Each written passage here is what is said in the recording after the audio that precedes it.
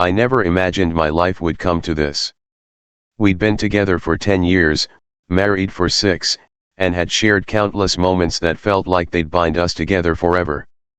I thought I knew every corner of her heart and that she knew mine. But sometimes, what seems solid can crumble without warning, revealing an undercurrent of lies you never saw coming. It began with the little things, subtle, almost invisible. Maybe if I hadn't been so busy with work, I would have caught on sooner. I'd catch her smiling at her phone a bit too often, or finding excuses to go out alone. When I'd ask, she'd wave me off with a laugh, saying it was just her group chat or a girls' night out. There was nothing inherently suspicious about it at first. But, as the weeks turned into months, the signs became harder to ignore. One evening, I decided to surprise her by planning a last-minute weekend getaway. I knew she'd been stressed with work, and I thought some time away would help us reconnect. As I went over to tell her about my plans, I noticed her in the living room, deep in conversation on her phone, speaking in hushed tones. I stood there, frozen, just out of her sight. It wasn't what she was saying, exactly, but her tone soft, gentle, almost romantic. That was a tone she used to reserve for me. I shook it off, convincing myself I was being paranoid. After all, we were just going through a rough patch, right? Every couple does. That night, as she lay next to me in bed, my mind was racing. I thought about all the moments I'd dismissed, all the work dinners and weekend plans with friends. Could she really be hiding something from me? I told myself I was just stressed, that I was overthinking everything. But I couldn't shake the feeling. I decided to put my doubts to rest. So, the next day, while she was in the shower, I picked up her phone. It felt wrong, invasive even. But I couldn't keep lying to myself. I needed answers. The lock screen showed a message notification, "Can't wait to see you again, red heart." I felt my stomach twist, like I'd been punched. I stared at the message, hoping I was reading it wrong. This had to be a misunderstanding, right? Before I could process what was happening, she walked out of the bathroom, spotting me with her phone in hand. Her face paled as she realized what I'd seen. The silence between us was deafening. Finally, she spoke, her voice barely above a whisper. "It's not what you think." But in that moment, I wasn't sure I could believe anything she said. End of Chapter 1. Chapter 2, The Confrontation. The world felt like it had stopped spinning. I could still hear her voice in my head, but it was just noise now, as distant and hollow as an echo in a vast, empty room. She stood there, half-dressed, her face pale, as if seeing a ghost. And maybe she was. She kept repeating, "It's not what you think," but the words barely registered. I tried to piece together what was happening, but my mind kept replaying that one message over and over, "Can't wait to see you again, red heart." I clenched her phone in my hand, struggling to keep my composure. "Then what is it?"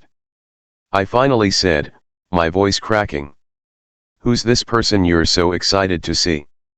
Why are they sending you hearts? And why are you hiding it from me?"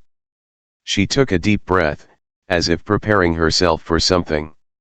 "It's just a friend. Someone I met recently," she stammered, avoiding my gaze. "It's nothing serious, I swear." I felt a surge of anger boiling inside me.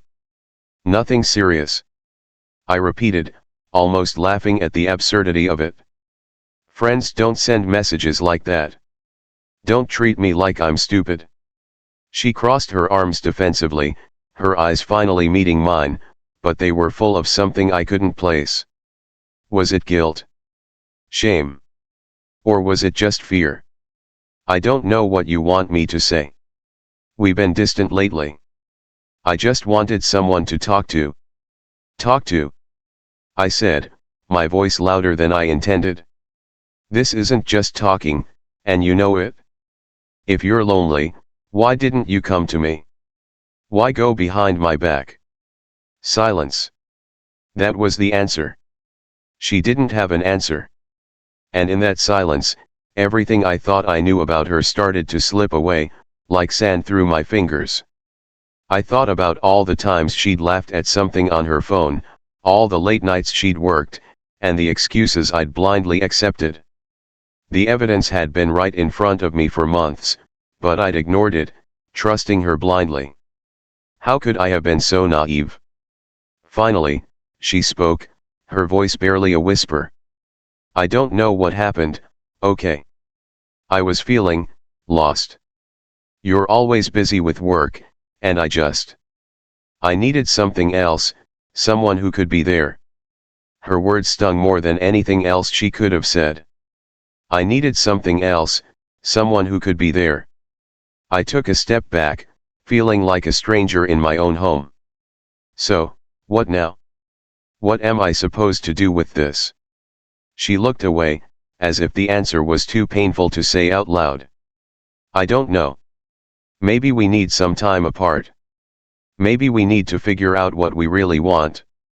I felt the weight of her words sink in, each one a nail in the coffin of the life we'd built together. Time apart? After everything we'd been through, was this how it was going to end? Without another word, I handed her phone back and walked out of the room, shutting the door behind me. I couldn't bear to look at her, not right now. My heart was pounding, my mind racing with questions I wasn't sure I wanted the answers to. As I sat alone in the darkened living room, the reality of it all hit me. She was right about one thing: we'd grown distant. But was it really enough to justify this? Or had she been hiding something deeper all along? I didn't know if I could ever forgive her, or even if I wanted to. But one thing was clear: the life I thought I knew was over, and nothing would ever be the same again. End of Chapter 2. Chapter 3, Unraveling the Truth. The next morning, I woke up on the couch, barely remembering how I'd fallen asleep. My mind had been spinning all night, trying to process what had happened. Every time I closed my eyes, I saw that message, and the look on her face when she realized I knew. She was still in the bedroom, the door closed. For a moment, I wondered if she'd left during the night. Part of me wished she had. But another part of me, still clinging to what we'd built, hoped she was still there, somehow ready to fix things, to make it all go away. I decided I couldn't sit in silence anymore. I had to know everything. I couldn't move forward, couldn't even think straight, without understanding the full truth. When I opened the door to the bedroom, she was sitting on the edge of the bed, her face buried in her hands. She looked up at me, her eyes red and swollen from crying. I took a deep breath, steeling myself. I need the truth, I said, my voice low but steady. All of it. No excuses, no lies. I can't live in this gray area, wondering who you are, what you've been doing, and why you hid it. She nodded, wiping her eyes. Okay. You deserve to know. I never meant for it to go this far. Her voice trembled, and she avoided my gaze, looking at the floor instead. It started as just a friendship. Someone from work. He listened, he was there. And when things were tough at home, he made me feel seen. There was that word again. Seen. I thought we saw each other, I thought we shared everything. But now I realized that I'd been blind to what was happening between us, and she'd let herself get pulled into a relationship with someone else, filling in the gaps that I hadn't known existed.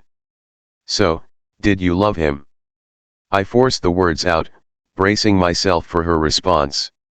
She shook her head, her voice soft. No. It was never about love. I guess it was just escape. Something to feel alive again. I never thought about what it would do to you. To us. I clenched my fists, feeling my anger boil over. You never thought? Or you didn't care? She looked up at me, and the sadness in her eyes cut me deeply. I cared. But I didn't think you'd find out. I didn't think it would matter because I thought I could keep it separate. My mind reeled. I couldn't believe she'd actually thought that. So, this whole time, you've been coming home to me, acting like everything's fine, while you're sneaking around with someone else. She nodded, looking like she was on the verge of breaking. I didn't want to hurt you. But somewhere along the way, I just lost myself. I didn't know who I was anymore. It felt like I was two different people, the person you thought I was and the person I was with him. I shook my head, unable to hide the pain in my voice. So, what now? Do you want to be with him? Or was this all just some kind of game? Her eyes filled with tears, and she shook her head fiercely. No. I don't want to be with him. I want to be with you. I want to fix this. But I know I've hurt you, and I don't even know if that's possible. I took a step back, my mind racing. I wanted to believe her, a part of me still wanted to hold on to the life we'd built. But another part, the part that had seen that message, the part that had spent last night wrestling with betrayal, wasn't so sure. Maybe we need space, I said finally. I need to figure out if I can trust you again, and I don't think that can happen overnight. Maybe some time apart will help us both see if this is something we can save, or if we're better off letting go. She nodded, tears streaming down her face. I understand. I'll do whatever it takes to make it up to you, but I know I can't force you to forgive me. We stood there, both of us raw and broken, the silence between us thicker than ever before. I left the room, feeling like a piece of me had shattered. For the first time, I wasn't sure if we'd be able to pick up the pieces.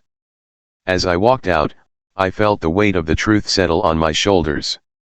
She had chosen to hide, to escape, rather than face our problems together. And now, we both had to face the fallout of those choices. End of Chapter 3. Chapter 4, The Distance Between Us. I spent the next few days on autopilot. I moved through my routine, went to work, came home, slept on the couch. We barely spoke, moving around each other like strangers in the same house.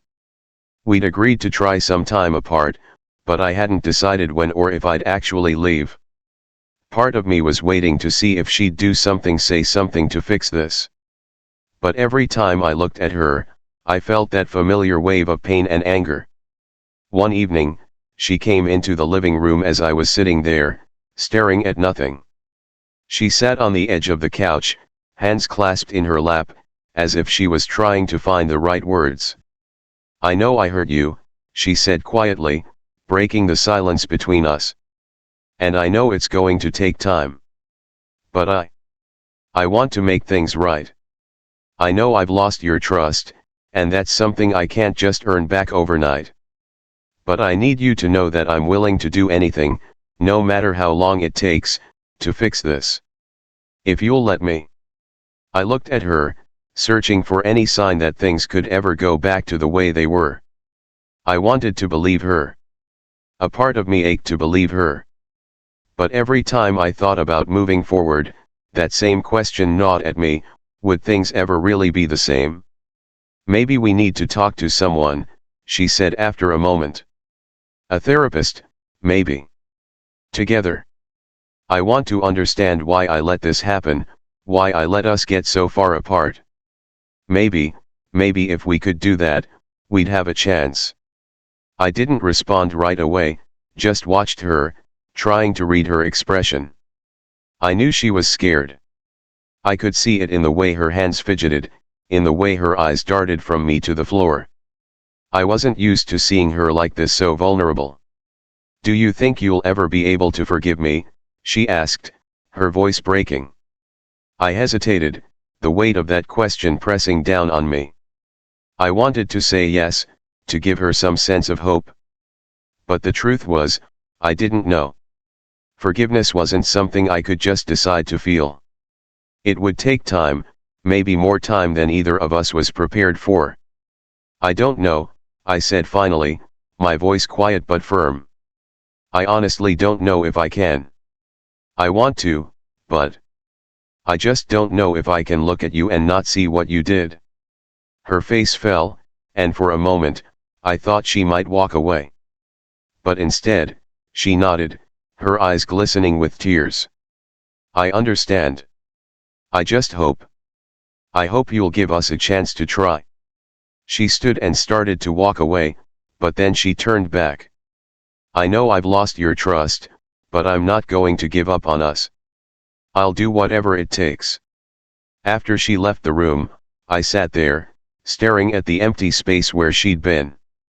Part of me wanted to reach out, to let her know that I hadn't completely shut the door on us. But the pain was still too fresh, too raw. The next day, I reached out to a friend of mine who'd been through something similar. I hadn't told anyone about what was going on, but I knew he'd understand. We met for coffee, and after a few minutes of small talk, I told him everything. He listened, nodding, without interrupting. When I finally finished, he leaned back, considering his words. I won't lie to you, he said, his tone serious. This isn't easy. Rebuilding trust after betrayal, it's like starting from scratch. And sometimes, even if you put in all the work, it still doesn't feel the same. But if both of you are willing, there's a chance. What did you do? I asked, hoping for some insight, some magic formula that would make this hurt less. He sighed, looking down at his coffee. We went to therapy. We had to get everything out in the open, no matter how ugly. And then we both had to decide if we were willing to put in the work to rebuild. It wasn't easy. And sometimes, I still wonder if we really got back to what we had. But we made it work. We learned to see each other in a new way. His words stayed with me as I drove home. I didn't know if we could be one of those couples that made it, if we could ever go back to what we had before. But I realized I needed to give it a chance, not just for her, but for me. Maybe I needed to see if there was anything left to save, if there was a way to make sense of all this pain. When I got home, I found her waiting in the kitchen. She looked up at me, hope and fear in her eyes. Maybe we should talk to someone, I said, echoing her words from the night before. I don't know if it'll work. But I'm willing to try.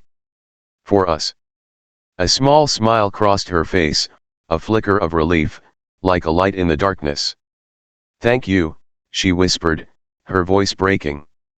We both knew it wouldn't be easy. The journey ahead would be long and painful, and there was no guarantee we'd make it. But for the first time since this nightmare began, I felt a sliver of hope. End of Chapter 4. Chapter 5, Therapy and Truths. Our first therapy session came quicker than I expected. Sitting in the waiting room next to her, I felt like we were two people on the edge of a cliff, unsure if we'd jump together or fall separately. She sat beside me, fidgeting with her hands, glancing over at me now and then, as if hoping for some reassurance. I wanted to reach out, to tell her that I hadn't given up on us, but I couldn't. Not yet. The therapist, Dr. Lowell, was a calm woman with a gentle smile, an unassuming presence that made it a bit easier to breathe in that room. We settled into the chairs, and she looked at both of us, her gaze warm but piercing. So, why are you both here? She asked, folding her hands in her lap. The question felt huge, overwhelming. I didn't know where to start. We're struggling, my wife said quietly. I made a mistake. A big one. And I don't know how to fix it. Dr. Lowell nodded, looking at me. And how are you feeling about being here? I took a deep breath. I'm here because I want to try, but I don't know if I can forgive her.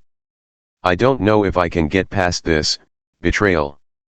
Dr. Lowell nodded again, as if she'd heard the same words 100 times before. Let's start there, then.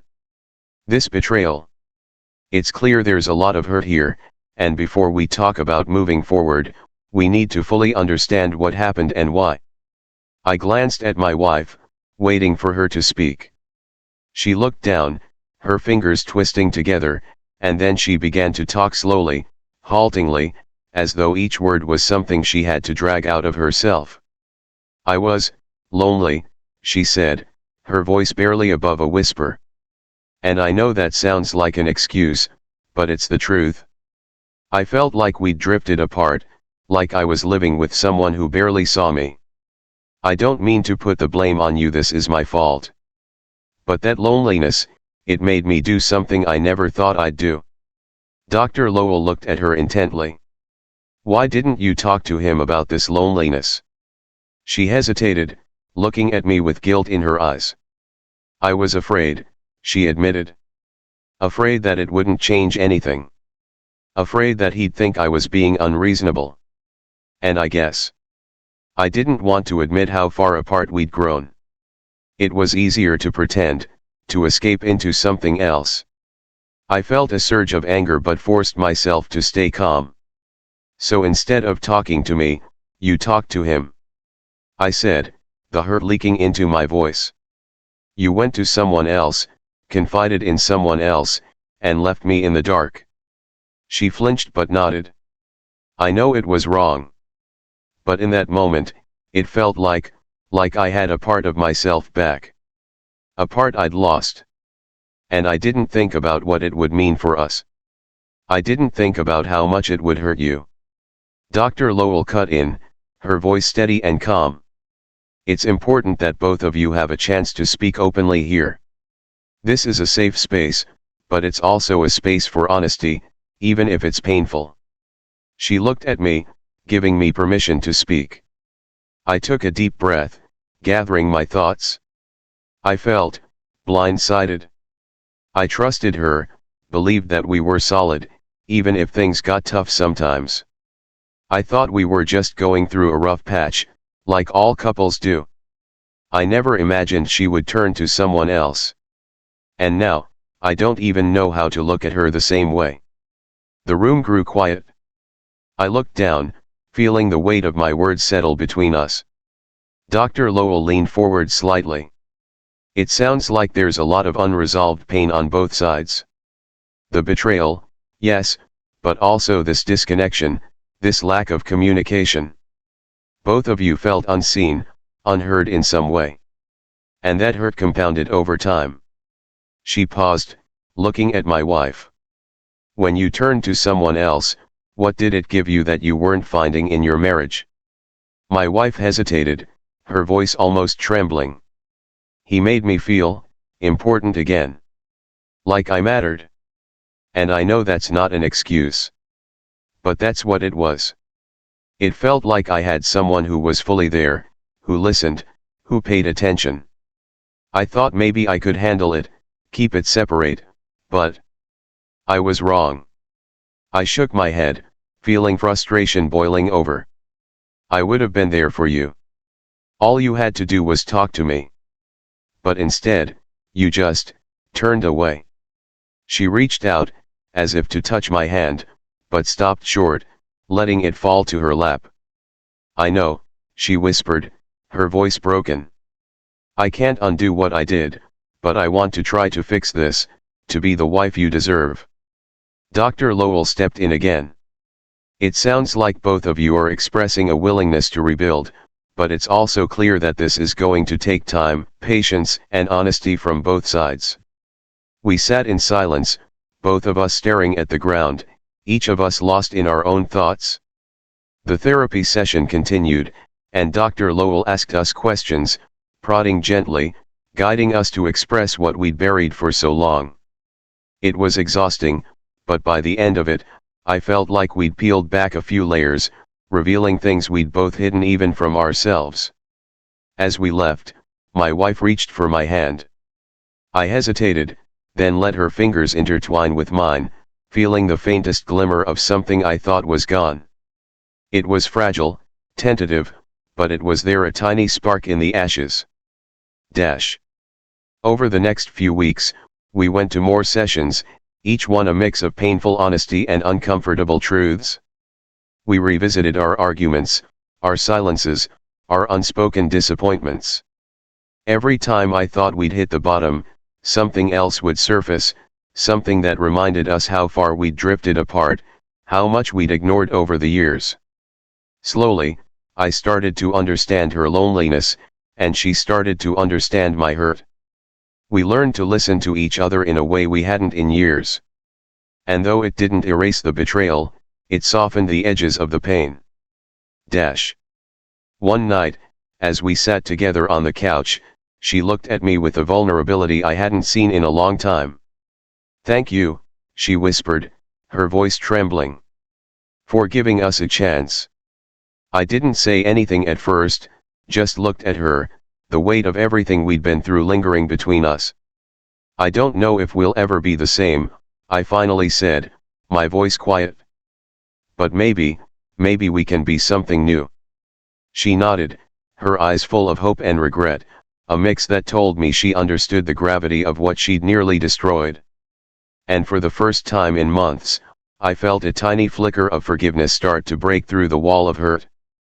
As we sat there, our hands intertwined, I knew we were still far from healed. There would be more painful conversations, more moments where I questioned if we could truly make it work. But I also knew that, somehow, we'd taken the first steps toward a new beginning. End of Chapter 5. Chapter 6, Rebuilding the Foundation.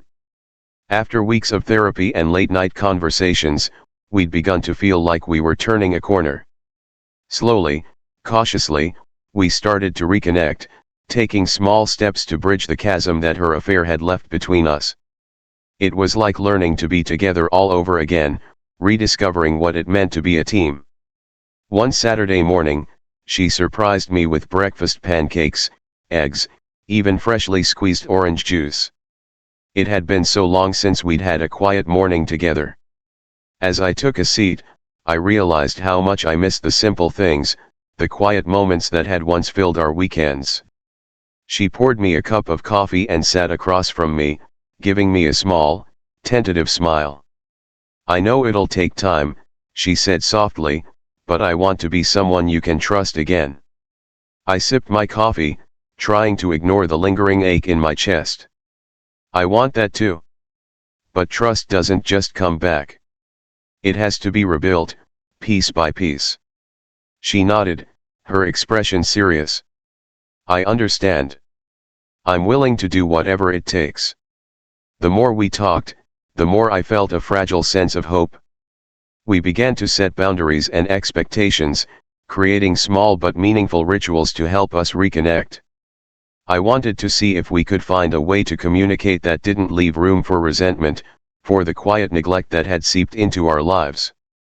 A few weeks later, we planned a weekend getaway, a quiet cabin by the lake.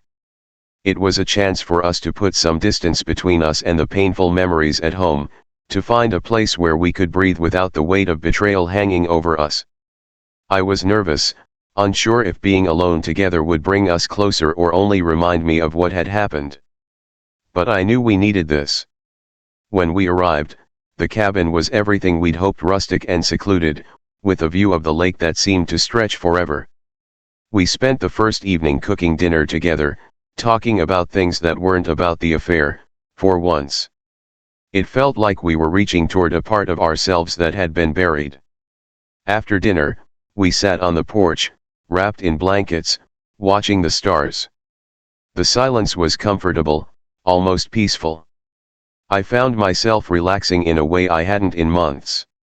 She leaned against my shoulder, tentative but hopeful. For the first time in a long time, I didn't pull away. "Do you remember our first trip together?" she asked, her voice soft. "When we spent that weekend at the beach and got caught in the rain?" I smiled, the memory warm and bittersweet. "Yeah. We ended up soaked and laughing in that little diner." She looked up at me, her eyes filled with an emotion I couldn't quite name. "I want that back, those simple moments with you. I don't want to lose us again." Her words struck something deep within me. I realized that, despite everything, there was still a part of me that wanted to believe in us, that wanted to build something stronger out of the ashes. Maybe we can find it again, I murmured. But it'll have to be something new. We can't go back to the way things were. Too much has happened. She nodded, understanding. Then let's build something new. Dash. The next morning, we took a walk around the lake, talking about things we hadn't touched on in years. We shared dreams and fears, regrets and hopes. I admitted things I'd held back for too long, things that had kept me closed off. She shared moments of loneliness, revealing how much she'd struggled with feeling unseen. It was painful, but it was real. And in that raw honesty, I felt a flicker of something, maybe trust, maybe connection. I wasn't sure yet. But it was a start. When we returned home, things didn't magically fall into place.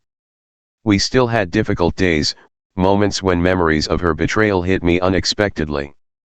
But we'd found ways to talk through those moments instead of retreating into silence. Dash. One night, she came to me with a journal. I started writing in this after everything happened, she explained, her voice soft. It's helped me understand myself more, why I did what I did, and how much I want to make this work. She handed it to me, her hand trembling slightly. I don't expect you to read it, but I wanted you to have it. To see that I'm committed to changing, to being better. I took the journal, feeling the weight of her trust in my hands. Part of me wanted to throw it aside, to tell her that words on a page couldn't erase the hurt she'd caused. But another part, a part that still wanted to believe, told me that maybe this was her way of showing me her regret, her willingness to make amends. Dash. As the months went on, we continued with therapy, each session helping us peel back another layer. I realized that forgiveness wasn't something that came all at once, it was something I'd have to choose over and over again, each day, until it became part of me. And as hard as it was, I found myself wanting to make that choice. One evening, as we sat on the couch together, she turned to me and said, "Thank you for giving us a second chance. I know I don't deserve it, but I promise I'll never take it for granted." I looked at her, seeing the woman I'd loved, the woman who had hurt me, and the woman who was trying to make things right. And for the first time, I felt a quiet certainty that maybe, just maybe, we could make this work. "Let's keep building," I said softly. "We're not there yet. But I think we're getting closer." And as we sat there, hand in hand, I realized that rebuilding wasn't about forgetting. It was about creating something stronger, something that could withstand the storm. Dash. End of Chapter 6. Chapter 7, Relearning Love. The following weeks felt like living with a stranger I was slowly falling in love with again. We hadn't yet regained the rhythm we once had, but every small gesture, every laugh we managed to share, was like a piece of us being stitched back together. Our therapist encouraged us to create new routines, date nights, hobbies we could do together, even little rituals like morning coffee. At first, these felt forced, but over time, I found myself looking forward to them, to the moments we shared without the weight of the past hovering overhead. Dash. One Friday evening, she planned a small surprise for me, something she hadn't done since we were newly married. When I got home, she led me out to the backyard, where she'd set up a projector and blankets. The smell of popcorn lingered in the air, and she had a selection of my favorite movies lined up. The effort she put into recreating a piece of our past reminded me of a time when things were simpler, when her smile felt like home. As we watched the movie under the stars, she reached for my hand, and this time, I didn't hesitate. I let my fingers intertwine with hers, feeling a flicker of warmth that reminded me of what we once shared. I looked over at her, catching her watching me instead of the screen, her expression filled with hope and something else, something that felt almost like forgiveness. Dash. In therapy, Dr. Lowell continued to challenge us, sometimes pushing us to confront moments we'd rather avoid. One afternoon, she asked us to list the qualities we missed about each other, the things we had loved before everything got tangled up in hurt and betrayal. My wife went first, her voice soft but steady. I miss how he used to make me laugh, even when I didn't want to. I miss how he would remember little things like the tea I liked when I was sick, or the way I'd always leave my book open on the same page. And I miss the way he used to look at me, like I was the only person in the world. Her words hit me harder than I expected. It was painful to remember the simplicity of those early days, before life became complicated and we let distance creep in. When it was my turn, I hesitated, choosing my words carefully. I miss her thoughtfulness, how she'd leave little notes in my jacket pocket or make my favorite meal when I had a bad day. I miss her passion, the way she'd talk about things she cared about. And I miss the way she'd pull me back when I got lost in work or stress. She used to ground me. We sat in silence, letting the words settle between us. In that moment, I realized that despite everything, there was a foundation beneath the rubble, a part of us that was still worth fighting for. One weekend, we decided to revisit the place where we'd first met. It was a small cafe tucked away in a quiet neighborhood, a place we'd stumbled upon by chance when we were younger. As we walked in, I felt a wave of nostalgia, the memory of those early days washing over me. Back then, life had felt so open, full of possibilities. We took a seat by the window, ordering the same drinks we'd had on our first date. She looked at me, a shy smile playing on her lips. "Feels like we're starting over, doesn't it?" I nodded, feeling a strange mix of excitement and nerves. Maybe that's a good thing. Maybe we need a fresh start. As we sipped our drinks, we talked about things we hadn't touched on in years: our dreams, our fears, our plans for the future. It felt like we were rediscovering each other, learning to see each other in a new light. And for the first time since her affair, I felt something close to peace. That night, back at home, I found her waiting for me in the kitchen. She looked at me, her expression earnest. "I know we've come a long way, but there's still something I need to say. I'm so sorry for everything. For hurting you, for breaking your trust. I don't expect you to forget, and I don't expect you to let go of the pain overnight. But I want you to know that I'm committed to us, to building something stronger." I took a deep breath, the weight of her words settling over me. "I appreciate that. I really do. And I know it's not going to be easy. But I'm willing to keep trying, as long as we're both committed to moving forward." She nodded, her eyes shining with tears. "We'll get through this.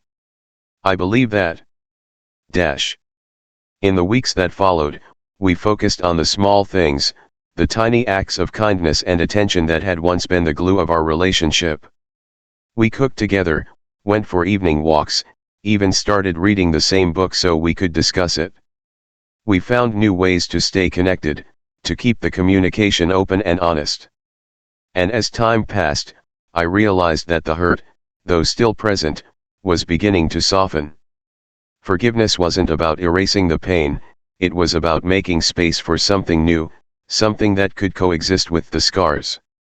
One night, as we sat on the porch watching the sunset, she looked over at me, a smile tugging at the corners of her mouth. "Thank you," she whispered, "for not giving up on us." I reached for her hand, feeling a warmth that had once felt lost to me. "We're not the same people we were before," I said. "But maybe that's okay. Maybe we're building something even stronger." She leaned her head on my shoulder, and for the first time in a long time, I felt a sense of calm. We were far from perfect, and our journey was still ongoing, but we were in it together. And in that moment, I knew we were finally beginning to heal. End of Chapter 7. Chapter 8, The Choice to Stay. Months had passed, and while we had made progress, I still had days where the past haunted me. There were times when I'd find myself questioning everything, moments when memories of her betrayal resurfaced like old wounds reopened. But each time, I reminded myself of the choice we'd made to move forward, to keep trying. One evening, As we were cleaning up after dinner, she turned to me with a look that said she had something important on her mind. "I've been thinking," she said quietly, drying her hands. "Maybe it would be good for us to take a trip. Just the two of us. Somewhere new." I considered it. Traveling had always been something we'd enjoyed before, a way to step out of our routines and see each other through fresh eyes. But the idea also scared me. What if it didn't go as planned? What if the hurt followed us there, too? But I nodded. A trip might be good. "Let's do it." A week later, we found ourselves on a quiet beach, far from everything that reminded us of home. The ocean stretched before us, vast and steady, the waves crashing in a rhythm that felt strangely comforting. As we walked along the shore, barefoot in the sand, it was as if the weight of everything we'd carried was slowly being lifted. That night, we sat by a small fire, wrapped in blankets, the stars stretching endlessly above us. She turned to me, her expression open and vulnerable. "I know that even now, there's a part of you that's still hurting. And I don't expect that to go away. But I want you to know that I'm here, for as long as it takes." Her honesty touched me in a way I hadn't expected. I reached for her hand, holding it in mine. "I'm still working on forgiveness. Some days are harder than others. But I want to keep trying. Because I think we're worth it." Her face softened, and I could see the gratitude in her eyes, the quiet hope that maybe, just maybe, we could make it through. And in that moment, I realized that forgiveness wasn't just about letting go, it was about choosing to stay, to believe that love could endure even the hardest of trials. In the weeks that followed our trip, something shifted between us. We laughed more easily, shared more freely. There were still moments of silence, but they weren't filled with tension anymore. They were comfortable, a reminder that we were learning to trust each other in a new way. One evening, as we sat together, she handed me a letter. "I wrote this after everything happened. I never had the courage to give it to you, but now feels like the right time." I looked at her, then down at the letter, my heart pounding. I unfolded it, reading her words, each line filled with apologies, regrets, and promises to do better. She wrote about her loneliness, her shame, the mistakes she'd made, and her commitment to rebuilding what we'd lost. I could see the pain in her words, the realization of what she'd nearly thrown away. As I finished reading, I looked up at her, feeling a quiet understanding settle over me. "Thank you for this," I whispered, holding the letter to my chest. "It means a lot to me." She nodded, her eyes glistening with unshed tears. "I'm so sorry for everything I put you through. I don't deserve your forgiveness, but I'm grateful for it."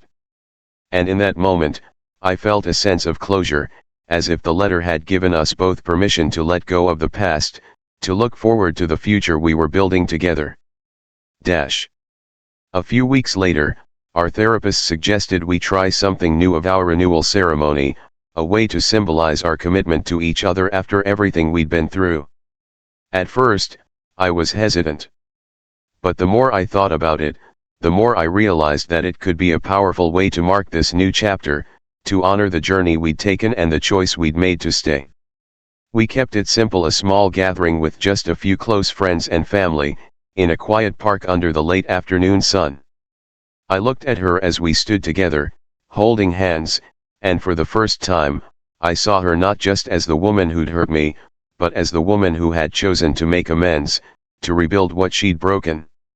When it was my turn to speak, I took a deep breath, the words coming from a place of honesty and healing. "I don't know what the future holds, and I can't promise that everything will be easy. But I can promise that I'll keep trying, that I'll keep choosing us, every day. You've shown me your commitment, and I'm choosing to trust that." Her vows were equally heartfelt, her voice trembling with emotion. "I can't undo the mistakes I've made, but I can promise to love you, to honor you, and to never take you for granted again. I'm grateful for the second chance you've given us, and I promise to make the most of it.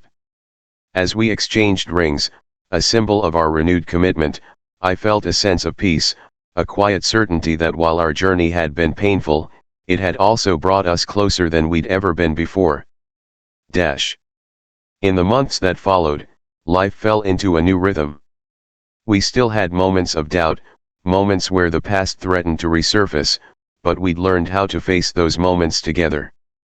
We'd become stronger, more honest, and more resilient, a couple that had been tested and had chosen to stay. One evening, as we sat on the porch, watching the sunset, she looked over at me, her expression soft. "Do you regret giving us a second chance?" I thought about it, letting the question settle in my mind. "No," I said quietly. "If anything, I think we're stronger now. We've been through hell, but we came out on the other side. And I think that's something worth holding onto." She smiled, reaching for my hand. And as we sat there, watching the last light fade from the sky, I knew that we'd made it.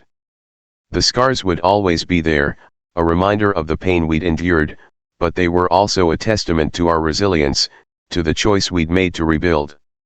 Our love wasn't the same as it had been before. It was deeper, more complex, forged in the fires of forgiveness and understanding. And in that moment, I knew that we were ready for whatever came next, together.